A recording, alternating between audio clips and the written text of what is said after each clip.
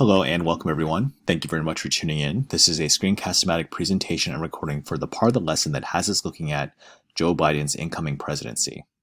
Before we get started, please let me encourage you to open up to today's lesson and scroll down the correct section. And please get ready to answer the key concept questions that happen to appear and correspond with the reading. Remember, you can replay any part of this presentation that you might need for detail and clarity later. Let's get started. This reading is from Upfront Scholastic and is entitled Biden's Challenge. When Joe Biden enters the Oval Office later this month, he'll face multiple crises and a nation deeply divided. On January 20th, Joseph R. Biden Jr. is expected to take the oath of office and become the nation's 46th president. After he addresses the nation, he'll confront what is arguably the most daunting set of crises any incoming president has encountered in modern times. The COVID-19 pandemic is surging throughout the nation, overwhelming many hospitals amid virus-related shutdowns. The economy is struggling to recover from the worst economic collapse since the Great Depression, with the possibility that it could still get worse. And the divide between Americans who rejoiced at Biden's victory and those who continue to support President Trump couldn't be more stark. Biden is just one human, and the amount that's coming onto his plate as president is huge, says Kathleen Hall Jamieson, director of the Annenberg Public Policy Center at the University of Pennsylvania. Biden said in November that the situation demands that Americans put partisanship aside. We have to come together to heal the soul of the country so that we can effectively address the crisis as one country, he said. To be successful, political experts say Biden will not only have to juggle everything in his inbox, but also find a way to repair or at least patch up the divisions that threaten the ability of the federal government to function effectively. Here's a look at 6 of the biggest challenges facing the next president. Number 1 is the COVID-19 pandemic, an unprecedented health crisis. Public health experts expect the pandemic to be at its worst just as Biden takes office, and this crisis will likely be the new president's top priority. He's going to inherit a situation where things are awful, predicts Ashish Jha, Dean of Brown University School of Public Health. Hospitals will be totally exhausted. You'll have the massive shortages of supplies. You'll have a large number of doctors and nurses who are sick, and many health systems on the verge of collapse. Biden moved swiftly after his electoral victory to appoint a panel of public health experts to guide his decision-making on COVID-19, and he's announced that he'll call on all Americans to wear face masks to slow the spread of the virus. His plans for addressing COVID include significantly expanding testing and the production of personal protective equipment. He's vowed to listen to the advice of scientists and to do whatever it takes to stop the pandemic from continuing to spread across the country. In November, 2 drug companies announced that early results from the trials showed their vaccines to be more than 90% effective, and other drug companies are also making headway with additional vaccine trials. But this good news creates a massive logistical problem for the Biden administration. It will have to figure out how to safely and fairly get those vaccines to the 330 million Americans who need them. Some public health officials say that in addition to national coordination, there's a lot the president can do just by giving consistent, accurate information. As Dr. Howard Markle, a professor of the University of Medicine at the University of Michigan, puts it, it's important for the president, quote, to use the powers of persuasion and moral example, end quote. Next is the economy, lost jobs and struggling businesses. Before COVID-19 struck, the nation's economy had been booming. When the coronavirus first surged in the U.S. last spring, most communities halted much of their economic activity to stop the spread of the virus, with 22 million Americans losing their jobs in the spring.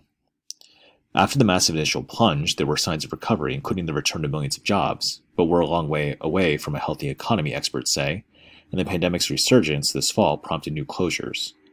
Businesses such as airlines, restaurants, hotels, and theaters have been particularly hard hit and will take a long time to recover.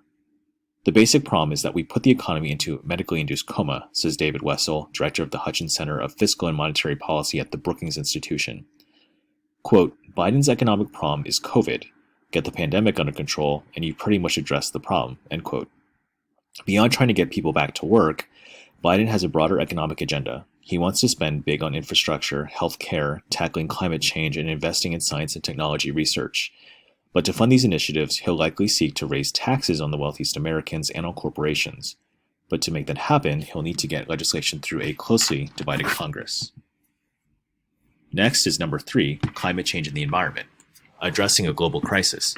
Biden says he'll rejoin the Paris Climate Accord and the International Climate Change Agreement that the President Trump has withdrawn us from. This requires only a letter to the United Nations and would take effect 30 days later. But scientists say that other Biden environmental goals, including reversing many of Trump's environmental policies, won't be so easy to achieve. During the past 4 years, the Trump administration erased or loosely loosened nearly 100 rules and regulations on pollution in the air, water, and atmosphere, saying they were too hard on America's businesses. During those 4 years, climate scientists say the global level of the greenhouse gases in the atmosphere has reached a critical point. Scientists say it's now going to be much more difficult to prevent many of the most damaging effects of climate change, including rising sea levels, deadlier storms, and more devastating heat waves, droughts, and wildfires. We've lost very important time on climate change, which we can ill afford, says Richard Newell, president of Resources for the Future, a nonpartisan energy and environment-focused research organization in Washington. There is severe damage. As a candidate, Biden laid out a plan to spend $2 trillion to develop clean energy and eliminate emissions from the power sector by 2035. Republicans aren't likely to go along with that kind of spending for big climate initiatives, but Biden's team is making it clear that climate change will be a priority. We have to reestablish American leadership globally on climate change, says Ernest Moniz, a former energy secretary who is advising Biden. Quote, and reestablishing global leadership is going to require getting our environmental house in order domestically, end quote. Number 4 is immigration, welcoming newcomers. Over the past 4 years, President Trump issued more than 400 executive actions related to immigration policy. The result is that America's immigration system has been substantially overhauled to make it harder for all kinds of immigrants to come to the U.S. Biden has vowed to reverse many of the most restrictive immigration actions taken by the Trump administration. Biden sees immigrants as a fundamental part of the American identity. He's pledged to abandon Trump's travel ban on people from 13 Muslim-majority countries, and he says he plans to reinstate the DACA program, which allows young people who were brought illegally to the U.S. as children to remain and work legally. Biden has promised to increase the number of refugees that the U.S. will accept and to stop construction of the wall along the U.S.-Mexico border. Like many moderates on both sides of the aisle, Biden has long favored large-scale immigration reform to address the many problems that plague the system, but supporting Congress for comprehensive reform is unlikely. However, immigration experts say that there's a lot that Biden can do by executive order. Trump was the first modern president to view both legal and illegal immigration as a threat to the U.S. economy and to U.S. security, says Sarah Pierce on the Migration Policy Institute. Quote, restoring the U.S. reputation as a welcoming place will be really important under the Biden administration, end quote. Number 5 is racial justice, a promise to address racism in America. The police killings of George Floyd and other Black Americans prompted a groundswell of outrage that catapulted the issue of racial injustice into the national spotlight. Biden has acknowledged the racism that Black Americans continue to face on a daily basis, and he pledged to incorporate the push for racial justice into all parts of his economic agenda. Quote, if you say that we have no need to face racial injustice in this country, you haven't opened your eyes to the truth in America, end quote, Biden said in October. Most Americans supported the racial injustice protests over the summer, according to the polls, but those protests also prompted some backlash and debates, including over issues of police reform and how far it should go.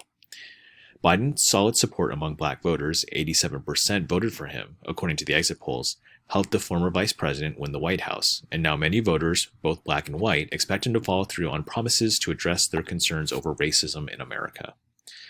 Biden has laid out his plans for closing the racial wealth gap, making it easier for African Americans to buy a home and helping minority-owned businesses. Biden's running mate Kamala Harris, who will be the first woman, the first Black American, and the first Asian American to serve as vice president, has also stressed the importance of those issues. James Savage, a 19-year-old Black man from Philadelphia, hopes that Biden-Harris administration will make a difference in his life. Quote, I feel as though, Savage says, that he is really going to try to help us more now, end quote. Number 6 is foreign policy, an end to America First. Biden has made clear that he intends to end the Trump policy of America First and return to a more traditional international approach of collaborating with longtime U.S. allies. America First has made America alone, Biden said in October. The Biden administration plans to renew the U.S. commitments to NATO, the 30-country alliance that helped keep the peace during the Cold War. It also intends to work closely with the nations such as France, Germany, and Canada, resetting relations that were strained under Trump. Biden intends to treat America's adversaries very differently than his predecessor did as well.